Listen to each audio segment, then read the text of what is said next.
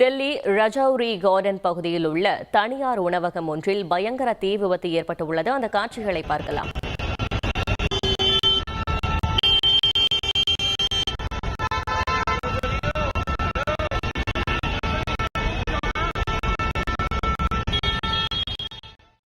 இது குறித்த கூடுதல் தகவலை செய்தியாளர் ரமேஷ்குமார் வழங்கிட கேட்கலாம். ரமேஷ்குமார், வணக்கம். இந்த தீ விபத்திற்கான காரணம் என்ன? இது தொடர்பான கூடுதல் விவரங்கள். வணக்கம். டெல்லி ரஜௌரி கார்டன் பகுதியில் உள்ள தனியார் உணவகத்தில் பெரும் தீ விபத்து ஏற்பட்டிருக்கிறது. ரஜௌரி கார்டன் மெட்ரோ ரயில் நிலையத்திற்கு எதிரே இருக்கக்கூடிய ஜம்போ ஜங்கிள் என்கிற அந்த தனியார் உணவகத்தில் தான் இந்த தீ விபத்தானது ஏற்பட்டிருக்கின்றது. இந்த தீ விபத்து ஏற்படுகின்ற அந்த சமயத்தில் அந்த உணவகத்தில் சில பேர் வாடிக்கையாளர்களும் அதில் பணியாற்றக்கூடிய ஊழியர்களும் இருந்திருக்கின்றனர். தீ விபத்து ஏற்பட்ட உடனேயே அருகில் இருந்த கட்டிடத்தில் அவர்கள் ஒன்றன் பின் ஒருவராக கீழே சின்ன கல்லு பெரிய லாபம்.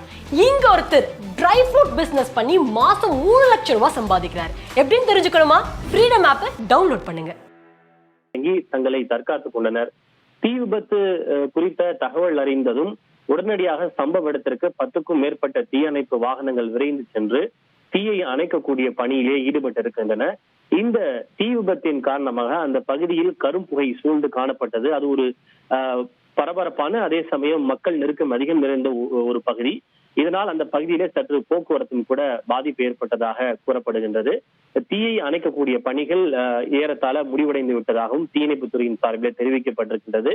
இந்த தீ விபத்தில் நல்வாய்ப்பாக தற்போது வரை யாருக்கும் எந்த விதமான உயிரிழப்போ காயங்களோ ஏற்படவில்லை என்று தெரிவிக்கப்பட்டுள்ளது. தீ விபத்திற்கான காரணம் என்ன என்பது முழுமையாக தெரியவில்லை. அது முழுமையான விசாரணைக்கு பிறகே தெரிய வரும்.